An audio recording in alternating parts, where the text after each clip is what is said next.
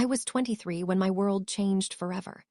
I remember that Tuesday morning like it was yesterday, standing in the small bathroom of our tiny apartment, staring at those two pink lines on the pregnancy test. My hands were shaking so badly I could barely hold it. David had left for work already, and I was alone with this life-changing news. At first, I felt pure joy. We had been married for 2 years, and even though we lived paycheck to paycheck, the idea of having a baby filled my heart with warmth. I spent the whole day planning how to tell David. I bought his favorite cake and wrote a little note that said, "Our family is growing." But when David came home that evening, his reaction was nothing like I had imagined. His face went pale, and he sat down heavily on our old couch. "Sarah, we can't afford a baby right now," he said, running his hands through his hair. "I'm barely making enough to pay rent. How are we going to handle a child?" I sat beside him and took his hand. "We'll figure it out together. People do it all the time." But as the weeks passed, instead of growing excited about our baby, David grew distant. He started staying late at work, coming home tired and stressed. We argued more than we ever had before. The joy I had felt was slowly being replaced by worry and fear. When I was 4 months pregnant, David came home with news that shattered my world. He had been offered a job in another state, a job that paid twice what he was making. But there was a catch. He would have to leave immediately, and he wasn't sure when he could send for me. "It's temporary," he said, but I could see in his eyes that he was already gone. "Just until I get settled and save some money." 2 weeks later, I watched him pack his car with his belongings. He kissed my forehead and promised to call every day. As his car disappeared down the street, I placed my hand on my growing belly and whispered, "It's just you and me now, little one." The calls became less frequent. First every day, then every few days, then once a week. When I was 7 months pregnant, the calls stopped completely. I tried calling him, but his number had been disconnected. I wrote letters to his work address, but they came back undelivered. David had vanished from our lives as completely as if he had never existed. I gave birth to Emma on a cold December morning. As I held her tiny, perfect body in my arms, I felt a love so powerful it took my breath away. Her little fingers wrapped around mine, and I made a promise that would shape the rest of my life. "I will never let you down," I whispered to her. "I will give you everything I never had." Those early months were the hardest of my life. I was working as a waitress at a small diner, but the money barely covered our basic needs.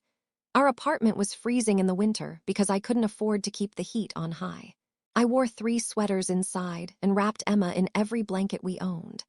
My boss at the diner, Maria, was a kind woman who had raised 3 children on her own. She saw me struggling and started giving me extra shifts, even letting me bring Emma to work when I couldn't find a babysitter. I would put Emma's car seat in the back office and check on her between orders. "You're doing good, honey," Maria would tell me when she saw the exhaustion in my eyes. "It gets easier." But it didn't feel like it was getting easier. Some nights I would rock Emma to sleep and cry quietly, wondering if I was enough for her. I was barely 24, alone and scared. I had no family to help me. David's family had cut off contact after he left, and I was too proud to ask for help from friends. When Emma was 8 months old, I got a notice that our rent was being raised. I couldn't afford the increase, which meant we had to move. I found a smaller, cheaper apartment in a rougher part of town. It was all I could afford, but it broke my heart to bring my beautiful daughter to such a place. The new apartment was tiny, just 1 bedroom with a small living area and a kitchen that was barely bigger than a closet. The walls were thin, and I could hear our neighbors arguing late into the night. But Emma didn't seem to mind. She was crawling now, pulling herself up on the old furniture, and her giggles filled our small space with joy. I started taking online classes at night after Emma went to sleep. I was determined to get a better job, to give her a better life. Maria had told me about a program that helped single mothers get college degrees, and I qualified for financial aid. It meant even less sleep for me, but I didn't care. "Mama's going to make things better for us," I would tell Emma as I studied at our small kitchen table, her baby monitor crackling softly beside my textbooks. When Emma was 2, she started talking in full sentences. She was so smart, so curious about everything.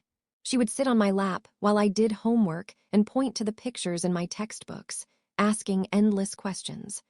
I realized that despite our struggles, I was raising an incredible little girl.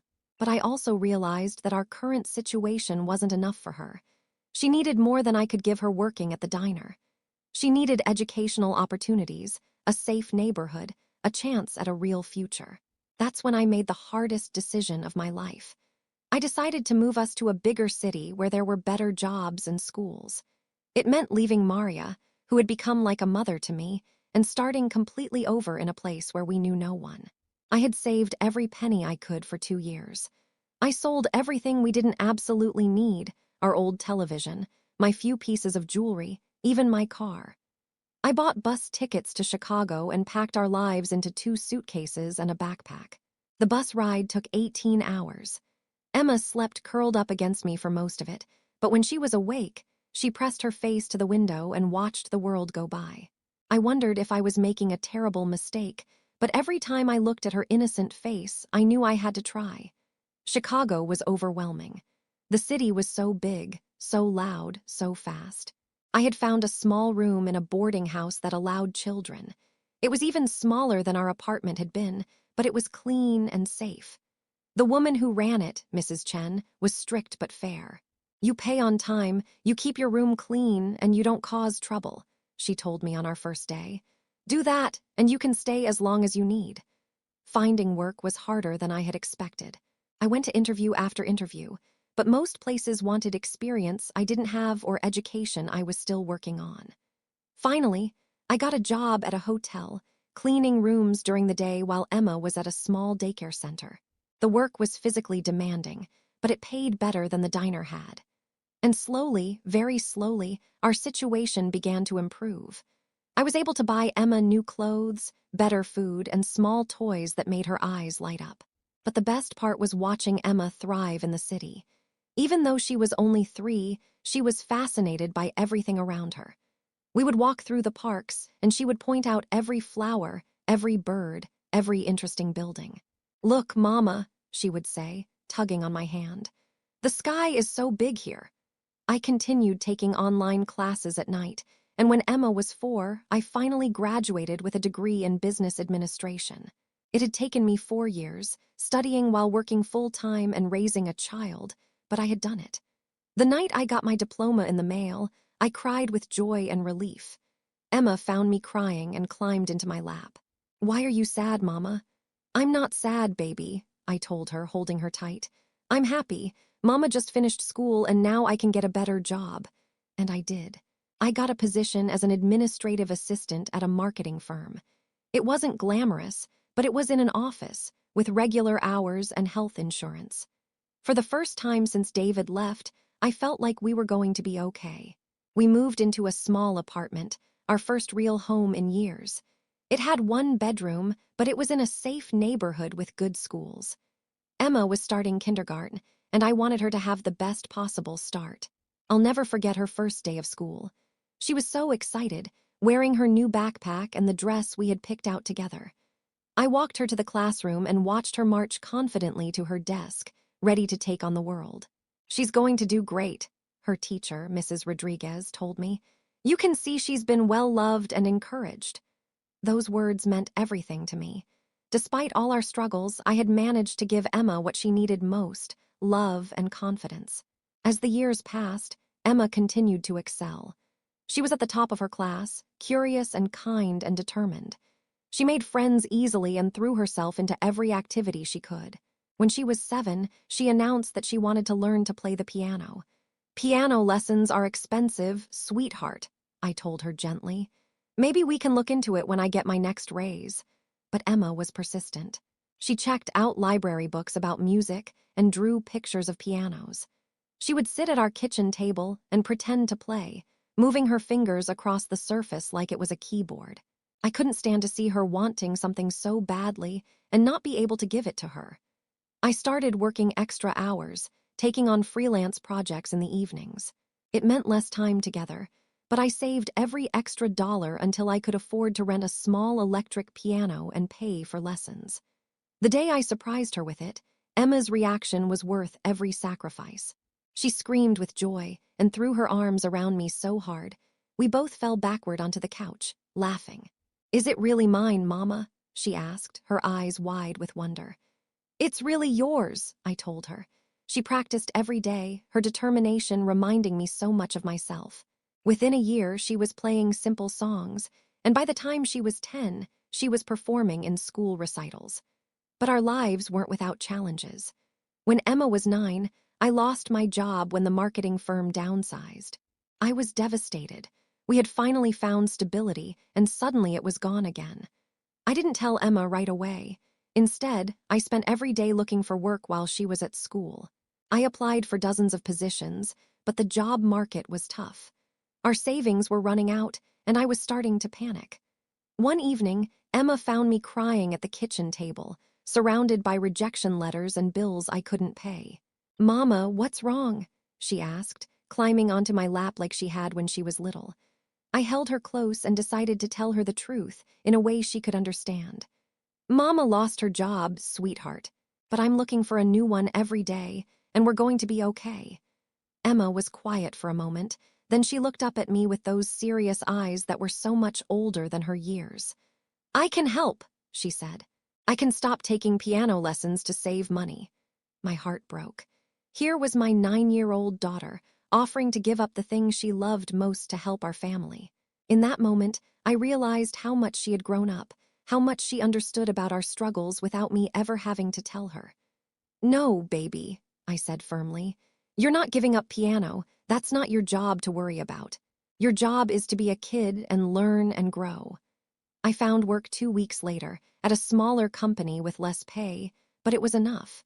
We had to move to a cheaper apartment and cut back on expenses, but we kept the piano lessons. Watching Emma play became my greatest joy, a reminder that all the sacrifices were worth it. When Emma was 12, she came home from school one day with a flyer about a summer music camp. It was for talented young musicians, and her piano teacher thought she was good enough to attend. But the cost was more than I made in 2 months. "It's okay, Mama," Emma said when she saw my face. "I don't need to go." But I could see the longing in her eyes. This was her dream, her passion, and I had already made her give up too much.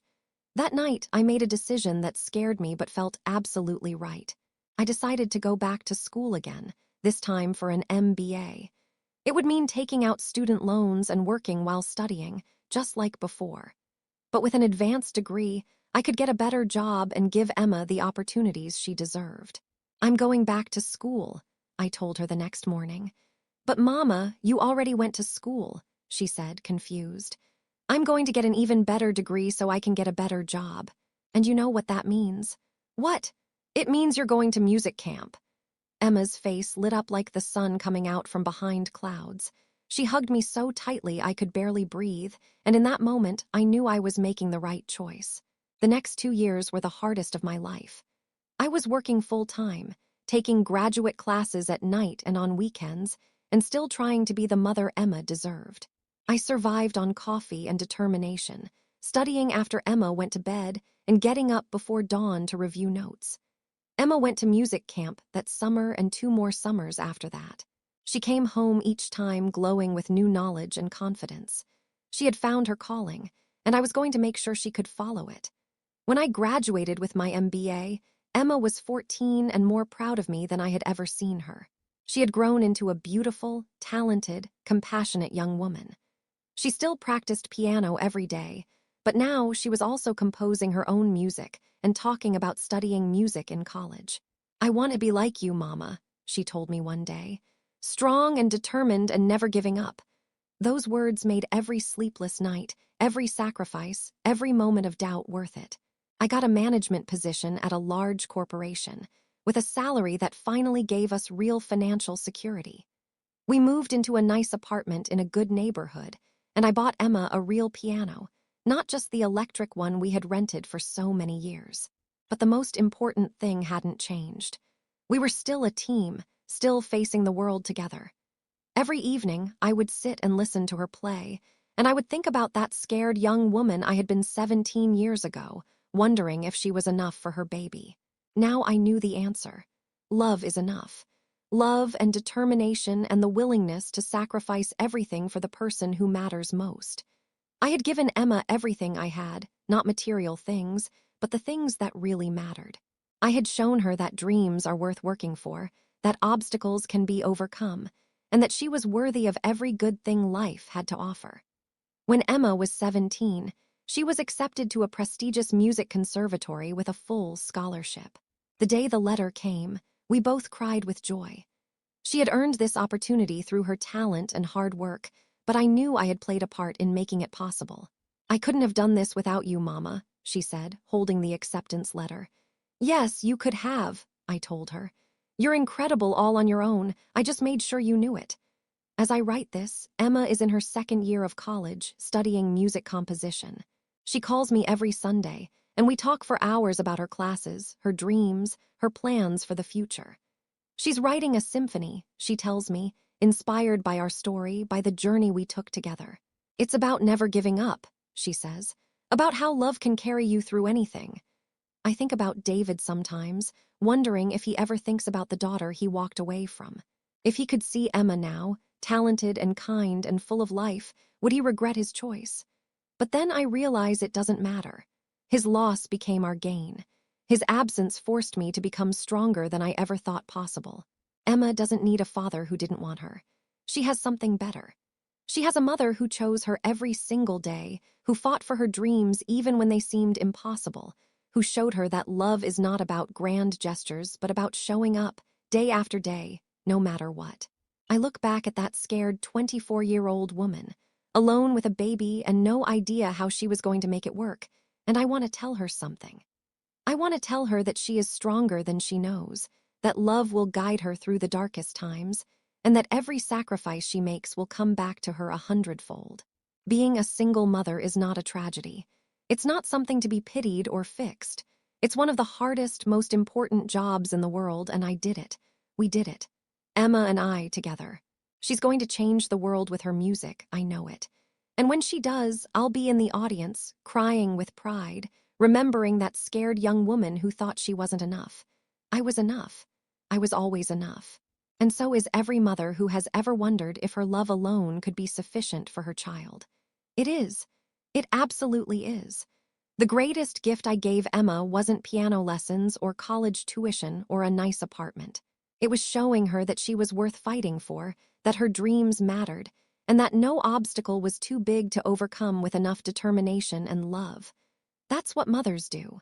We sacrifice everything, and we call it love. And it is love, the purest, strongest kind there is. Emma's symphony will be performed by her college orchestra next spring. She's dedicating it to me, she says, to the woman who taught her that beautiful music can come from the hardest times, that strength can grow from struggle, and that love, real love, never gives up. I can't wait to hear it. I can't wait to sit in that concert hall and listen to the music my daughter created, knowing that every note represents a choice I made, a sacrifice I willingly gave, a moment when I chose her happiness over my own comfort. That's what love sounds like. That's what a mother's heart sounds like when it's poured out in service of her child's dreams. And it's the most beautiful music I've ever heard.